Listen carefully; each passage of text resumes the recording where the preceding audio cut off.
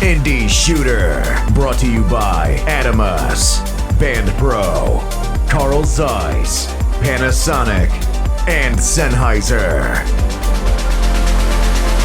Hi, Clint with Indie Shooter here at the Sony Digital Media Production Center in Glendale, California. I'm here with Takuro, and we just got an introduction to the brand new FX9. Tell us about it. Yes, this is a PXW FX9.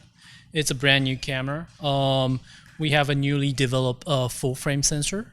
And in a FS7 body, it's a brand new camera. The new sensor will have phase detection sensors. It has a fast hybrid autofocus function as well. And this new sensor also has dual base ISO. Low will be 800 and the high will be 4000. Now, talk about the similarities and the differences to the previous camera. Number one, it's a full frame sensor, but it can cut back and forth to Super 35, yes. Right?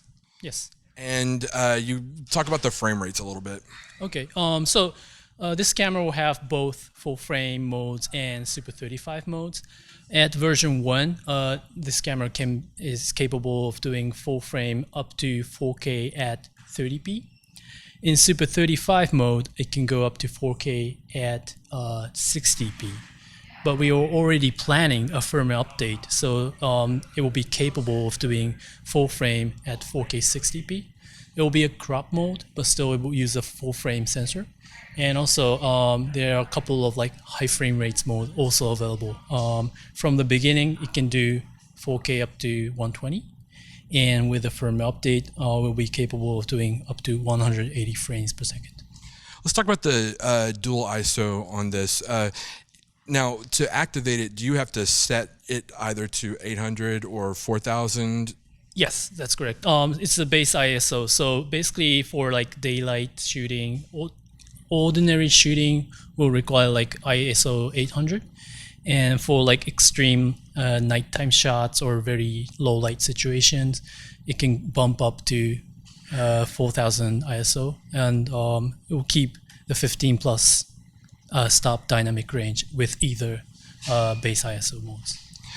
You talked about ND filter is different on this one. Talk about it. Actually, so the FS7 series already, actually FS7 Mark II had the electronic variable ND, which is inside the camera. You can go up to 7 stops with it. Even the new FX9 has a full frame sensor. It has the same variable ND feature. It's basically the world's first full frame size variable ND in this camera. So you guys have had an opportunity to do some tests. Talk a little bit about the response that people have had, and specifically in low light as a performance, what we would expect out of a full frame. Yes, actually, unfortunately, I wasn't able to join the shoot, but from the colleagues that have been there, this camera performs extremely well in low light. They went to shoot a sunrise and also a sunset. It could actually capture everything even if it's in pitch black, and going up as the sun rises with the auto ND, it was able to keep a beautiful picture throughout the whole shot. Talk a little bit about file formats. Have they changed from the previous models? The good part is basically the file formats that is available on this new FX9 has not changed from the FS7. So anybody who is familiar using the FS7 or the FS7 Mark II, they can shoot at the same rate with the same codec with the same media on the FX9 as well, which is XAVC I, which is intra frame. Maximum is 600 megabps. So basically, it helps the users. They don't have to change their workflow or anything. They can easily switch over to the FX9. And what type of recording media does it take? It's XQD media. It's a little media. It's a compact flash size media. We call it the XQD media. There are a couple of DSLRs that they're using. Nikon DSLR uses this, and it's very commonly used thanks to the FS7. It's you can buy it at Best Buy or any other camera store. Now, you were saying something about that it does like a proxy record. It can do simultaneous recording. Yes, there's several modes for simultaneous recording. One is to record a proxy, which during shooting the main file on the XQD, you also record a proxy MP4 file on the SD card. That's one. It also has capability of doing 4K and HD simultaneous recording. In that mode, you can record XAVC on the XQD and also MPEG HD as a HD format onto another XQD. So there are several ways to utilize those backup recordings. If someone wanted to like utilize like an Atomos recorder, does it have a clean SDI or clean HDMI out? Yes, this camera has a 12G SDI and a HDMI output, which can output 4K up to 60p frames per second, and also it has a 3G SDI, so that will output HD. So from either outputs, you can connect a Atomos recorder and get Apple ProRes or any kind of format you want on the recorder side. And in the future, when the 16-bit RAW is available out of this new XDC FX9, user will need to have an external recorder to get that RAW recorded as well. So that would be ProRes RAW through the Atomos? That would depend on the recorder side. So the camera itself would just output clean 16-bit RAW from the camera. So how it's gonna be recorded will depend upon what the recorder was gonna do. What battery does it take? The battery system is basically the same as a FS7 series, so we are using the BPU series. We're coming out with a new series of that. BPU, we used to have BPU 30, BPU 60, 90, and we have upgraded those to BPU 35, 70, and 100, which will have a lot more capacity. And both batteries will be compatible with the FX9. With this, you'd be able to use a professional battery, right? Yes, the brick battery with a V-lock shoe, those batteries will be available for the XDCA FX9. And what else does this do? It does a couple of other things, right? Okay, so the XDCA FX9, this will go on the back of the FX9. It can do 16-bit RAW output. It has two USB slots, and you can use dongles, so dual dongles here to do streaming or file transfer. It also has an Ethernet port, so either using dongles or the Ethernet port to get the files out. Also, it has a wireless audio slot here, and basically that's it. So bringing that up, does it have Bluetooth or Wi-Fi capabilities in the camera itself? Yes, Wi-Fi 5 gig and 2.4 gig is embedded in the camera. If you have a smartphone, Android phone, or iPhone and use our content browser mobile app, you can actually monitor and also remote control using Wi-Fi connectivity. So, and how much is the battery pack? Okay, the XDCA FX9 will be available the same time, January 2020, and the price range will be $2,499. Talk a little bit about the viewfinder here. You guys did something special here. Okay, so yeah, we tweaked a little bit about how the viewfinder tube is working. FS7, we had two parts. We had the viewfinder tube, and we also had an extra part for the sunshade.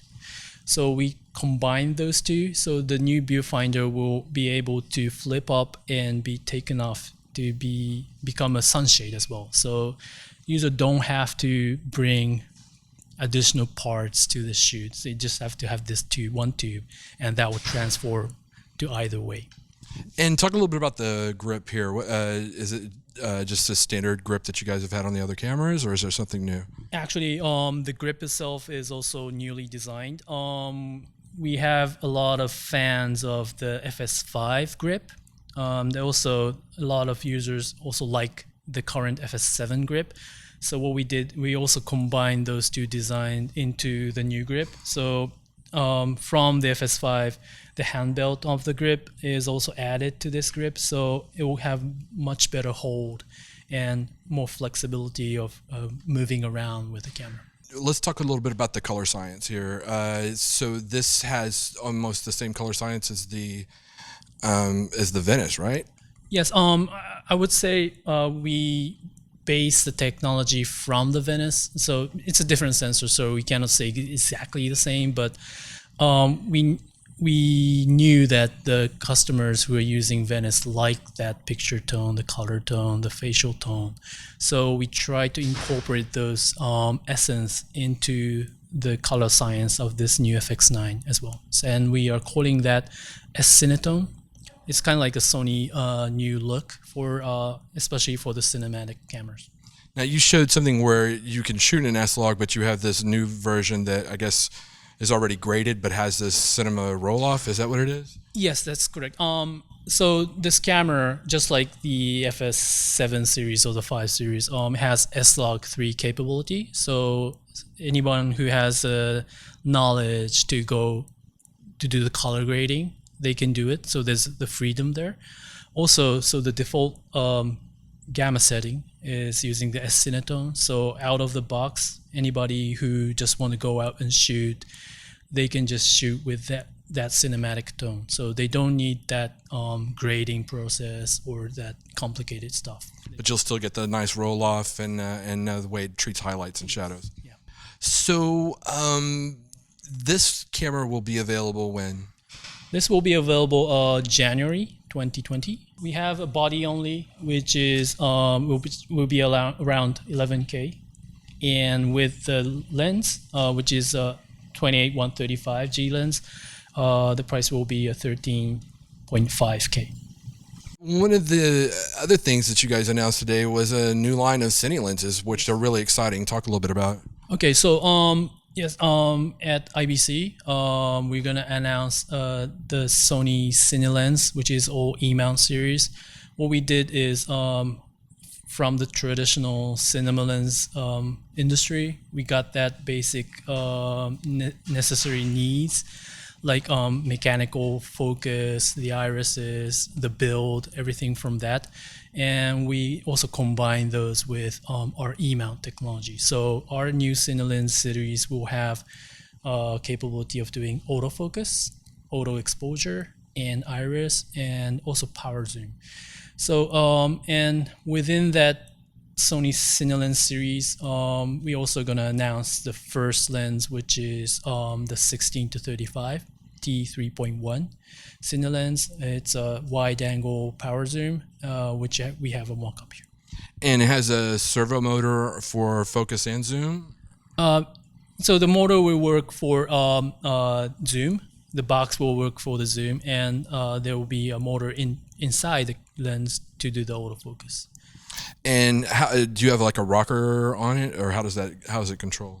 So the beauty of E-mount is you can use a camera rocker to control the zoom on the E-mount lenses. So it will communicate through the E-mount communication protocol. So you don't need to have extra like rocker zoom, or you have to touch the lens at all to do the power zoom. When it goes into autofocus mode, is it like focusing by wire then and not turning the mechanics of the camera? I mean, of the lens? Yes, that's correct. Yes, in autofocus mode, it will fly by wire internally on the lens, so you don't have the ring will not actually move, but it will keep tracking them. Excellent. And these are not just for this camera. Obviously, any E-mount camera would be able to use these, right? That's correct. So any alpha cameras and even the Venice will be able to get the benefit of this new cinema lens. So this is a zoom. Will there be primes, or will they all be zooms? We haven't disclosed our future lineup yet, but we're trying to gather as much user feedback, and we hear a lot of requests for primes as well. So we would like to think about that in the future. So tell me about when this will be out and what it's going to cost. Okay, so we don't have an exact date yet. We're trying to deliver this around 2020 spring timing, and the price range will be around $5,500. $5,500. That's a great price for that lens, for sure. Now tell me, is there image stabilization in the camera, or is it lens based? E-mount lenses basically have the stabilization in the lens, so you can utilize those. Unfortunately, there's no stabilization in the camera, but there is a function in the camera that you can actually record the gyro data to the metadata of the recording. And we are planning to release software to correct the stabilization in post. So user have the freedom to tweak how much they want to correct in the post. So it won't correct it on camera, but they will still have the chance to get that right in the post. So if people want to find out more, they should go to just the Sony website, which is protosonic.com. Excellent. Thank you so much. Indie Shooter, brought to you by Adamus, Band Pro, Carl Zeiss, Panasonic, and Sennheiser.